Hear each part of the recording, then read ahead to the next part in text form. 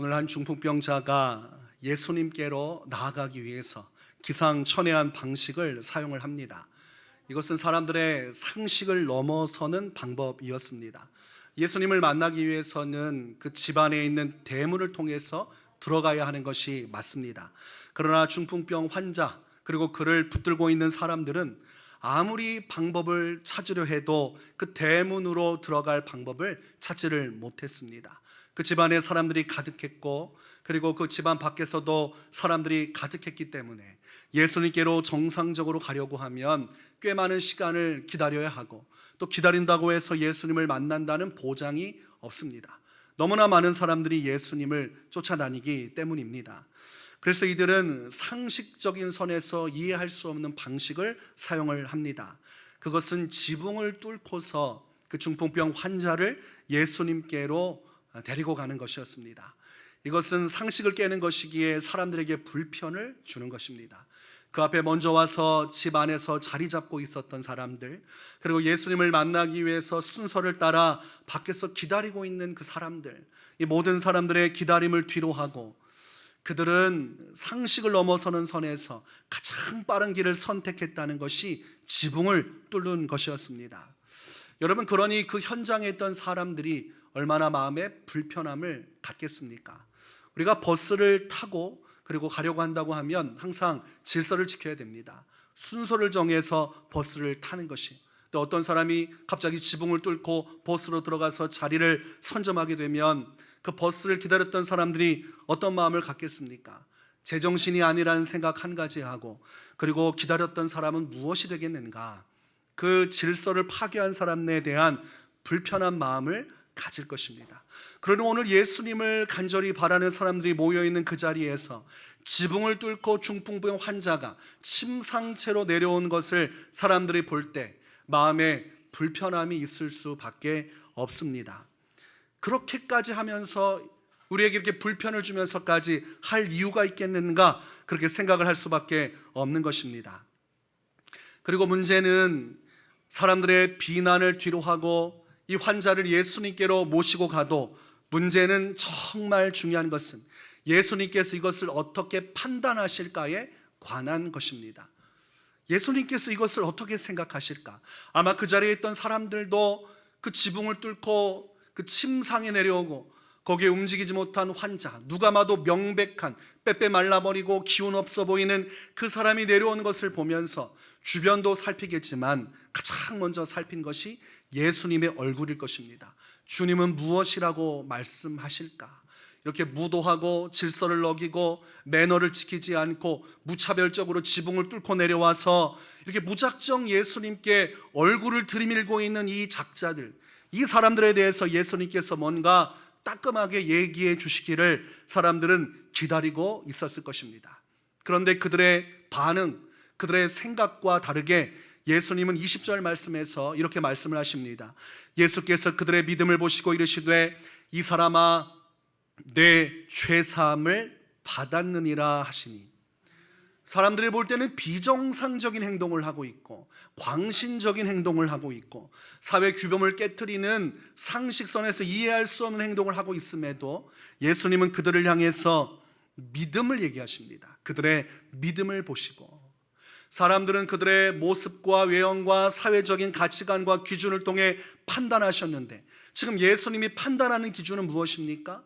사람의 상식을 벗어날지라도 다른 사람들에게 지금 불편을 주고 있어도 그 중심에 어떠한 마음을 가지고 이 일을 행했는가, 그 마음의 깊은 곳을 살피시는데 그들의 모습을 보시면서 예수님은 그들의 모든 행위를 믿음이라고 판단해 주셨습니다. 자, 사람들이 모두 이들을 믿음이 아닌 지성적으로도 이성적으로도 이해할 수 없는 사람이라고 판단한 반면에 예수님은 이들을 믿음의 사람이라고 이야기하십니다. 자, 그러면 진리는 무엇입니까? 이들은 어떤 사람인 것입니까? 주변 사람들이 다 이상하다고 이야기해도 예수님이 믿음이라고 말씀하시면 그 순간 믿음이 되는 것입니다. 태초에 창조주가 되신 예수님, 말씀으로 천지를 창조하신 주님이 그렇다 하시면 그러한 것이고, 하나님께서 존재하라 하면 존재하는 것이요 없어지라 하면 없어지듯이 하나님의 모든 심판의 중심이 되시는 예수님께서 이를 믿음으로 선언한다면 우리는 이 말씀을 통해서 무도해 보일 만큼 예의가 없는 이 사람들을 믿음의 사람으로 인정해야 되는 것입니다. 사람들이 무엇이라 하건 예수님은 이들을 믿음으로 보셨구나, 예수님은 이들이 어떠한 마음으로 이 일을 행하는지 그 중심을 보고 계셨구나, 이들이 마음으로 먹고 행한 이 모든 일이 믿음이라면 우리도 이 신앙을 본받아야 하겠구나, 이런 결론에 이르러야 하는 것입니다. 이 당시에 있는 사람들은 마음속에 그렇게 생각했을 것이에요. 예수님이 믿음이라고 얘기할 때 부정으로 받는 사람도 있겠지만 긍정으로 받는 사람도 있을 것입니다. 그러면서 속으로 생각하기를, 저 지붕을 뚫고 환자 내리는 것 나도 할 수 있는 건데, 별것도 아닌 건데 뭐 저런 걸 가지고 믿음이라고 하시나, 속으로 생각하면서 자기의 믿음도 그와 같다고 이야기할 것입니다. 그러나 여러분, 속으로 생각하는 것하고 그 생각한 것을 실천하고의 차이는 하늘과 땅 차이인 것입니다. 내가 생각만 하는 것은 누구나 할 수 있어요. 1000명의 사람이 생각할 수 있습니다. 그러나 때로는 단 한 명도 그 일을 시행하지 않는다는 것을 우리는 알아야 됩니다. 모두가 다 머릿속에서는 무엇을 해야 할지 알지만 그 일을 모두가 다 행하진 않아요. 학생들도 자기들이 공부해야 되는 것 다 압니다. 머릿속으로는 나 하면 잘할 수 있을 거라는 것 다 알아요. 그러나 하지 않기 때문에 성적차가 나는 것이고, 또한 그것이 인생의 반영이 되는 것입니다. 여러분, 믿음도 똑같은 것이, 그 당시에 많은 사람들이 저 별것 아닌데 왜 예수님은 저거를 극찬하실까, 나도 할 수 있는 것인데 라고 얘기했지만 막상 하라고 하면 거기에 있는 사람들이 할 수 없는 것입니다. 왜냐하면 사람들의 비난을 감수해야 하고 이 일을 선택하면서 고통을 감내해야 하는 것이기 때문입니다. 사람들의 비난, 모욕, 그리고 예수님이 이걸 어떻게 보실까 물음표가 된 상황에서 이렇게 과감하게 할 수 있는 것은 쉽지 않은 일입니다. 그래서 오늘날도 사람들은 믿음이라고 하면서 생각만 하지 실제로 몸으로 행동하지 않으면서 내 믿음은 좋다고 판단할 때가 많습니다. 생각으로는 무엇이든 할 수 있지요. 야고보서 2장 26절에 영혼 없는 몸이 죽은 것 같이 행함이 없는 믿음은 죽은 것이니라, 이렇게 정의를 하고 있습니다. 만약 중풍병 환자와 그와 함께했던 일행들이 마음속으로 계획하기를 예수님을 만나기 위해서라면 저 지붕이라도 뚫어야 되지 않을까, 그러면서 심각하게 고민하고 생각은 했지만 실행하지 않았다면 그것은 믿음으로 인정을 받지 못했을 것입니다. 실체가 아니기 때문입니다. 항상 믿음이라는 것은 행함으로 드러나야 실체가 되는 것입니다. 오늘 이 야고보서 말씀에는 몸이 있지만 그 안에 영혼이 없는 상태가, 행함이 없지만 마음으로만 믿는다고 하는 상태와 똑같다고 얘기하는 것입니다. 사람이 육신이 있어요. 겉은 멀쩡합니다. 그런데 호흡이 없어요. 사람의 온기가 없어요. 심장이 뛰지 않아요. 그저 육신만 있고 영혼은 떠나가 있다면 사람들은 그것을 생명이라 말하지 않고 시체라고 얘기합니다. 사람으로서 대우하지 않고 시신으로 여기고 장례를 치르려 하고 그 사람의 인생이 끝났다라고 표현을 하지, 거기에 생명이 있다, 그곳에 미래가 있다고 말하지 않아요. 영혼이 없는데 그 사람이 어떻게 살아 역사할 수 있으며 미래를 꿈꿀 수 있으며 미래를 변화시키겠습니까? 아무 소망이 없는 시신일 뿐입니다. 똑같은 것이죠. 마음으로 나는 믿는다라고 생각하지만 그 믿음을 따라 살아가는 삶의 구체적인 모습이 없다면 성경은 그 믿음은 죽은 것과 같다, 그것은 시체와 같다, 이렇게 표현하고 있습니다. 그러니 중풍병 환자를 내어 달고 예수님께 내린 것은 그 가지고 있던 믿음, 그것을 실체화시키고 그 육신만 남아있는 몸덩어리에 영혼을 집어넣는 것과 같은 행위였기 때문에 예수님은 그것을 믿음이라고 판단해 주시는 것입니다. 여러분, 우리의 믿음이라는 것은 드러나야 되고 그 믿음이라는 것은 구체적으로 실천되어야만 하는 것입니다. 즉 믿음은 행동하는 것이요, 믿음은 묵상에 머무는 것이 아니라, 생각에 머무는 것이 아니라 그것이 내 삶에 드러나야 한다, 이것입니다. 오늘날 많은 사람들이 믿음이라고 하면서 상상의 나래를 펼쳐요. 마음속에 여러 가지 생각, 긍정적인 생각, 그리고 그걸 통해서 여러 가지 결단도 해보지만 그 중에서 그 생각을 붙들고 살아가는 사람은 적은 것입니다. 말세가 될수록 더욱 그리해요.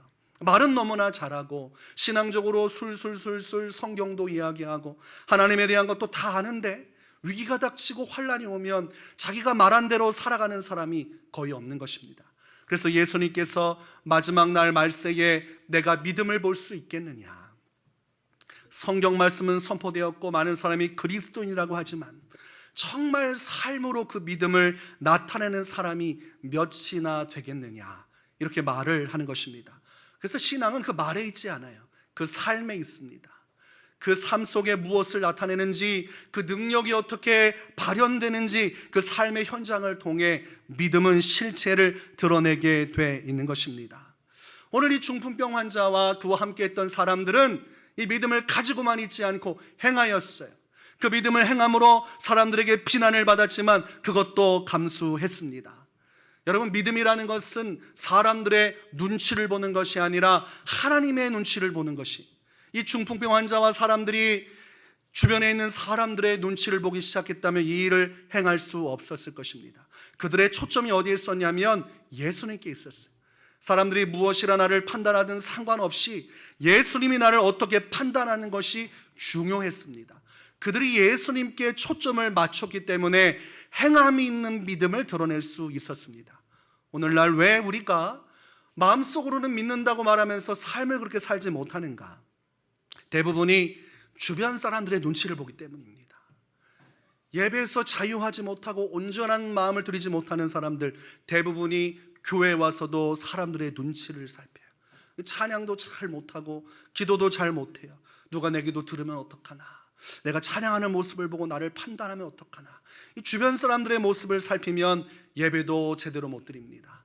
밖에 나가서 사람들이 나를 어떻게 볼지 거기에 초점을 맞추면 말씀대로 살 수가 없어요.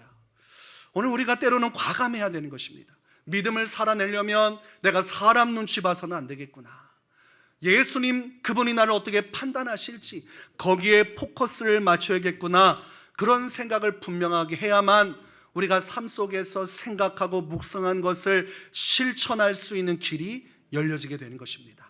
자, 여러분은 사람들의 눈치를 살피고 사람들의 반응을 살피는 신앙인입니까? 아니면 그거보다도 하나님이 나를 어떻게 보실지, 하나님 앞에서 나의 믿음은 어떤 모습인지 그것을 살피시는 사람입니까? 여기에 따라 신앙은 격차를 벌려가기 시작하고, 어떤 이는 믿음을 따라 삶의 주님을 만나며 신앙의 성숙을 이루고, 어떤 이는 아무런 변화 없이 하루하루 똑같은 삶을 살아가지요. 중풍병 환자가 지붕을 뚫고라도 예수님께 가지 않았다면 그는 죽을 때까지 중풍병 환자로 있었을 것입니다. 아무런 비난과 비판을 받지 않고, 그렇기 때문에 아무것도 하지 않으면 여러분, 실상은 하나님의 역사도 아무렇지도 않게 나타나지 않는 것입니다.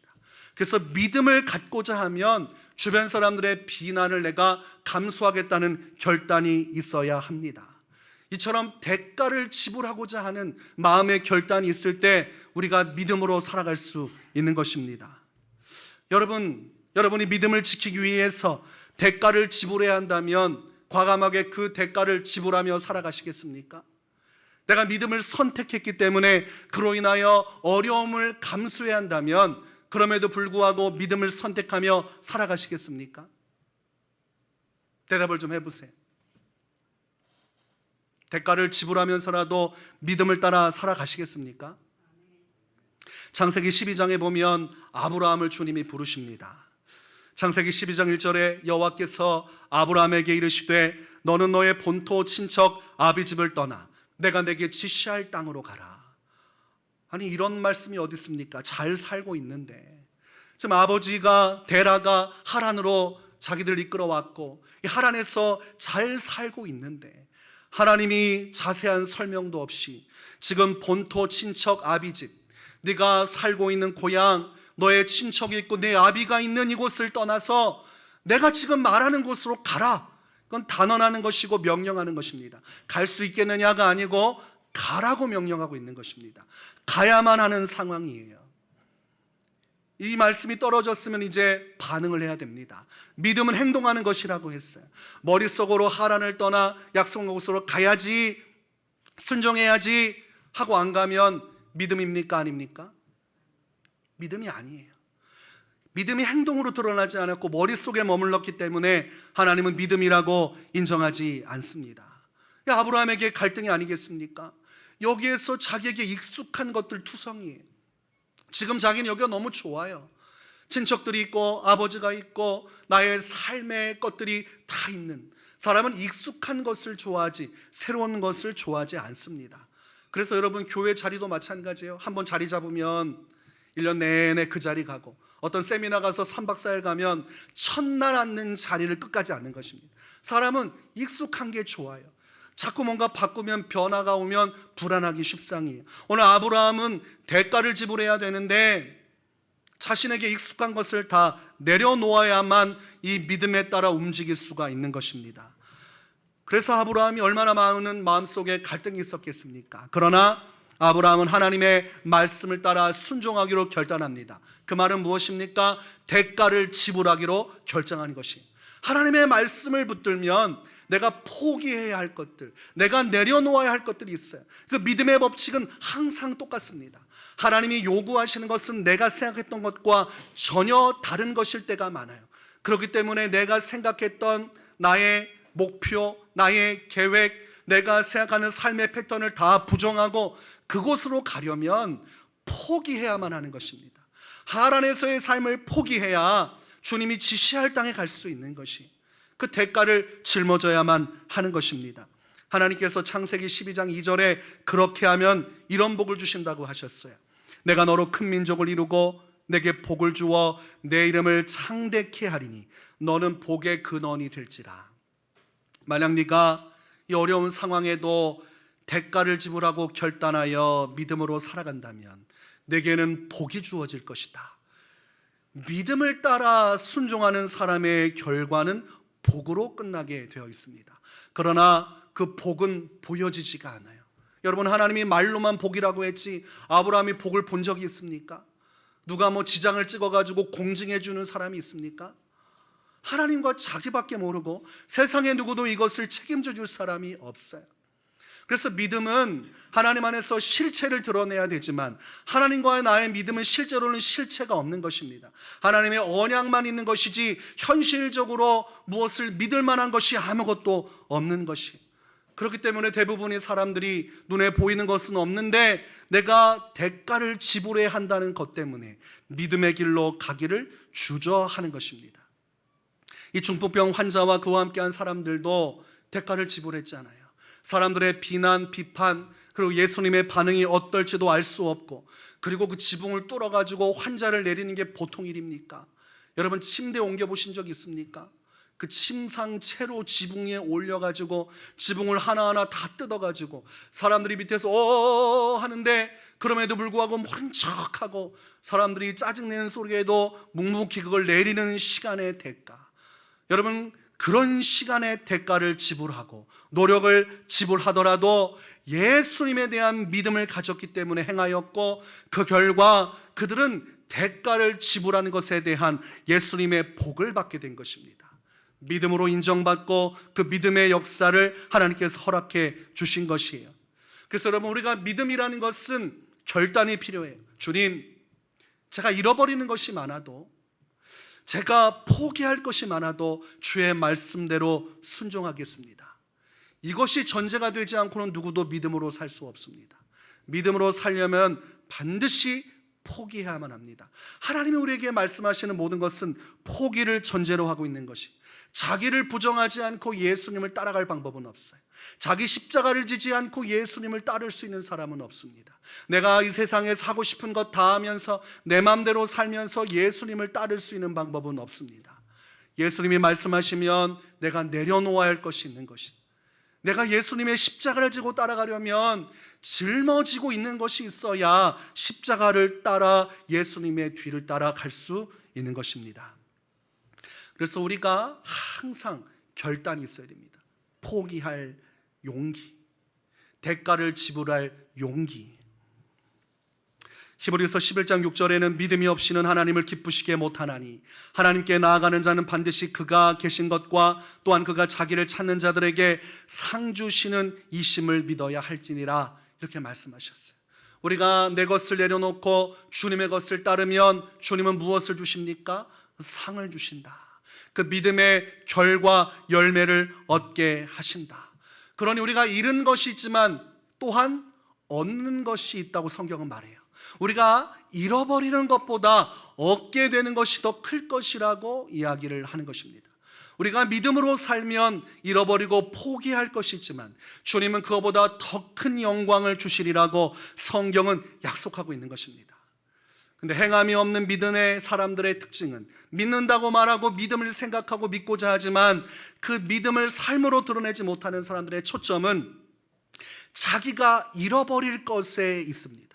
내가 잃어버릴 것, 내가 주의 말씀을 순종하면 어떠한 일이 벌어질 것인가, 내가 이 말씀을 따라가면 어떠한 피해가 올 것인가, 여기에 초점을 맞춰요. 그러나 행함이 있는 믿음을 따라 주님의 약속을 따라 살아가는 사람들의 특징은 내가 얻을 것에 초점을 둡니다. 방향이 다른 것이, 내가 가지고 있는 것을 잃어버리는 것에 마음이 메어 있는 사람은 믿노라 하지만 아무것도 할 수 없어요. 그러나 내가 잃어버리지만 얻을 것을 바라보고 그 믿음의 약속을 바라보는 사람은 그럼에도 불구하고 내 것을 잃어버려도 얻을 것을 바라보기 때문에 오늘도 내 인생 가운데 순종하며 행동하며 주의 말씀을 따라 살아가게 되는 것입니다. 이 눈에 아무 증거 아니 배어도 믿음만을 가지고서 늘 걸으며 아무것도 내 눈에 보이지 않고 잃어버릴 것만 보이지만 주의 말씀을 순종하면 내가 희생하고 고통받을 것만 보이지만 나는 오늘 이거 보지 않으련다. 주님의 약속의 말씀 그리고 마침내 믿음으로 살아가는 자에게 상 주시는 이 심을 내가 확신하고 주님만을 바라보고 가겠노라. 이것이 오늘 중풍병 환자와 함께 했던 사람들의 믿음이고 이것이 아브라함이 하란을 떠나서 약속의 땅으로 갈 수 있었던 것입니다. 약속의 성취를 바라보면 그때서야 우리는 발걸음을 내디딜 수 있는 것입니다. 그러니 여러분 어디를 바라봐야겠습니까? 여러분 자꾸 믿음 앞에 서서 내가 잃어버리고 있는 것들, 내가 손해봤던 것들, 그런 거 보지 마세요. 그런 거 계산하지 마세요. 어떤 사람은 계산을 너무 많이 해요. 이 말씀대로 순종했을 때 내가 얻게 될 것과 잃어버릴 것, 지금 내가 소진하고 있는 것, 그러면서 계속해서, 그리고 가장 먼저 문제가 되는 것은 실패했을 경우를 계산한다는 것입니다. 자꾸 머릿속에 계산하는데 잘 되었을 때 무엇을 받을 것인가, 약속의 성취를 바라보지 않고 안 되었을 때 내게 어떤 리스크가 올 것인가, 그 결과를 묵상을 해요. 하나님의 명령이 떨어졌어요. 아브라함에게 약속한 땅으로 가라고 했어요. 근데 만약 아브라함이 마음속에 계산하기 시작해요. 내가 만약 이 땅을 떠나가지고 다른 땅에 갔는데 그곳에서 제대로 적응을 못하고 그곳에서 사람들의 텃세 때문에 제대로 활동하지 못하고 오히려 고향을 그리워하다가 마음에 우울증이 생기고 답답한 현실 때문에 여러 가지 기가 막힐 일 때문에 인생이 거기서 성공하지 못하고 망하게 되면 이거 어떻게 하지? 누가 이걸 책임져 주지?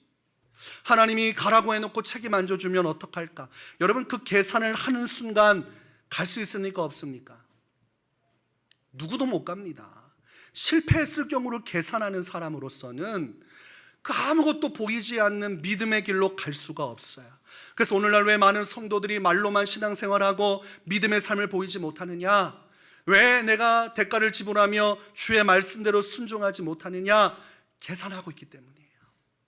교회에 다 앉아가지고 말씀 들을 때는 그렇습니다, 아멘, 찬양할 때는 그렇습니다, 아멘 하지만 정작 하나님께서 어떤 마음의 감동을 주시고 내 인생을 그쪽으로 이끌어 가시면 이것은 이제 남의 일이 아닌 거예요. 아브라함의 일이 아닌 거예요. 내일이 되면 나도 아브라함처럼 아멘을 할 줄 알았는데 계산대를 놓고 계산을 시작하는 거예요. 실패했을 때 페널티가 어떻게 될 것이냐, 생각이 많아지면 그때부터 믿음은 무너지기 시작을 해요.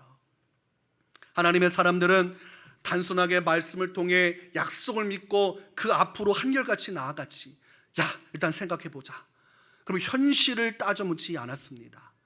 여러분 결혼이라고 하는 것은 어린 날에 젊은 날에는 사랑이라는 감정으로 진행을 합니다. 그래서 사랑하기 때문에 악조건에도 결혼을 해요. 그리고 결혼 시기가 지나고 한참 지나면 결혼하기가 더 어려워집니다. 사랑이라는 것으로 되지 않고 그때부터 어떤 것이 있어요? 계산하기 시작하는 거예요. 이 한 사람에 대해서 사랑한다, 그리고 우리 함께 해보자 라기보다는 내가 원하는 조건에 맞는가 안 맞는가 이것저것을 따지기 시작해요. 그래서 제가 결혼에 대한 문제가 있는 분들 상담을 해보면 꼭 조건들이 있어요. 그것도 한 개가 아니에요. 여러 가지 조건이 있어요. 그거 다 피해가지고 원하는 이상형을 만나기는 하늘과 땅 차이죠. 생각이 많아지는 거예요. 자꾸 조건이 많고 계산을 하고 손해보고 싶진 않고, 늦게 결혼하더라도 내가 늦은 만큼 다 모든 걸 내가 다 되돌려 받겠다 계산을 하니까 사람을 만나면 성에 차지 않고 생각이 많으니 아무것도 할 수 없는 것입니다. 뜨거운 사랑으로 결혼해서 가정을 이루고 그 안에서 화목하게 사는 사람들이 많지만 그 길로 들어서기가 어려워요. 생각이 많아지기 때문입니다. 그래서 제가 결혼 상담을 해줄 때 믿음에 대한 이야기를 해요. 내가 원하는 배우자가 아니라 하나님이 원하는 배우자를 만나겠는가? 하나님께서 내 조건과 맞지 않은 배우자를 주셔도 결혼하겠는가?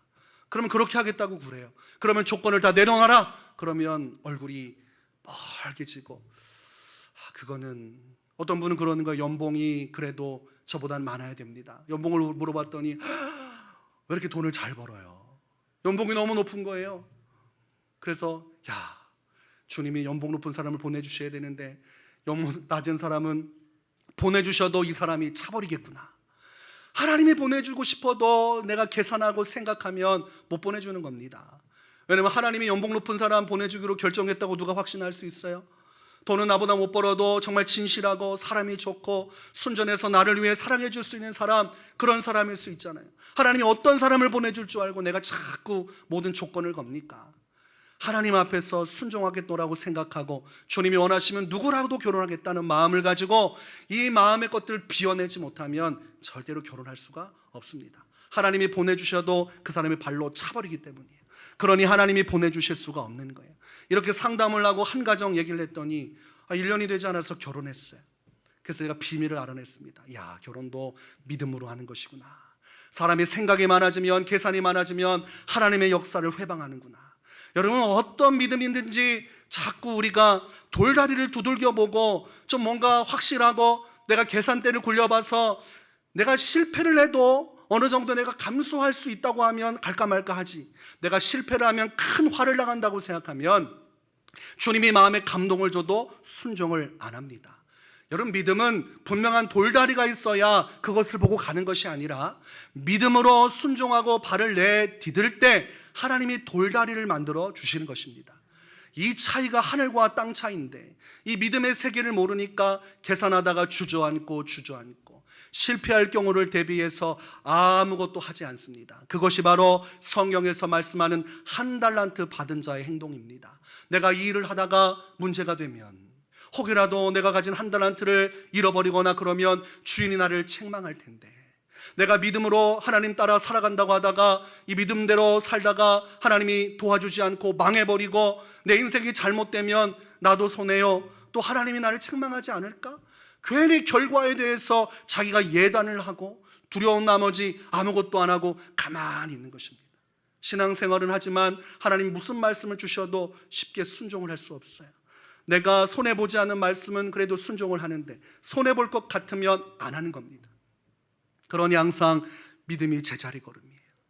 아브라함처럼 하루도 살아갈 수 없어요. 오늘 이 중풍병 환자, 그리고 그와 함께 있었던 사람들보다도 못한 삶을 살게 되는 것입니다. 여러분, 믿음이라고 하는 것은 때로는 과감하게 포기할 수 있어야 됩니다. 포기해야 얻어지는 것입니다. 아브라함이 하란을 떠나가야 하나님이 약속한 복을 받는 것이에요. 오늘 지붕을 뚫고 사람들이 무슨 말을 하든 예수님께로 가야 그곳에 회복의 역사가 있는 것입니다. 손해보는 것도 믿음이에요. 예수님 때문에 손해보고 내가 말씀에 순종해서 손해보고, 그게 믿음입니다. 손해보지 않고 지혜롭게 인생 산다고 하는 것은 믿음이 아니에요. 믿음이 없는 사람은 교회 생활에도 손해를 보지 않아요. 하나님의 일에 손해를 보지 않아요. 계산을 하기 때문입니다. 사람의 생각으로는 좋은 것 같지만 하나님은 그 삶을 믿음으로 보지 않고 행함이 없는 죽은 믿음이라 평가하십니다. 그래서 오늘 우리는 하나님 앞에 서서 신앙생활하는 것이, 사람들이 무엇이라 하건 나를 무엇이라 비난하건, 그리고 이 결과를 위해서 내가 순종할 때 어떠한 손해가 있더라도 주님, 저는 이 고통을 감수하고 순종하겠습니다. 주님, 저는 계산하지 않고 실패를 염두에 두지 않고 그저 순전하게 주님이 말씀하신 대로 나아가겠습니다. 그럴 때에 주님이 그 믿음을 보시고 여러분의 삶의 기적의 역사를 이루시는 것이요, 여러분이 믿음대로 되는 것입니다. 내 믿음대로 될 것이니라. 계산하지 않은 내 믿음대로 될 것이니라. 손해를 감수한 내 믿음대로 될 것이니라. 말씀을 붙들었기에 나를 믿고 따라온 그 믿음대로 내가 내게 갚아줄 것이니라. 이것이 하나님께서 우리에게 원하시는 믿음입니다. 이제 우리 모두가 이제는 한정적인 믿음의 한계에 부딪히지 않기를 원해요. 사람들이 뭐라고 하건 하나님이 말씀하시면 나는 지붕을 뚫겠다. 사람들이 나를 정말 어리석은 사람, 예수 믿으면서 그렇게까지 할 필요가 있는가, 믿는다고 하면서 그렇게까지 할 필요가 있는가 라고 비난할지라도 나도 내 인생에서 한 번쯤은 지붕을 뚫고 예수님께로 나아가고자 하는 그 믿음, 모든 것을 예수님의 말씀에 따라 순종하는 그 길을 한번 가보겠다, 이런 결단이 우리에게 있기를 바랍니다. 그러면 하나님은 반드시 그 믿음을 책임져 주십니다. 믿는 자는 반드시 하나님이 그 삶에 역사하시고 나타나시는 것입니다. 우리 모두가 그 믿음으로 살아가시기를 주의 이름으로 축원합니다.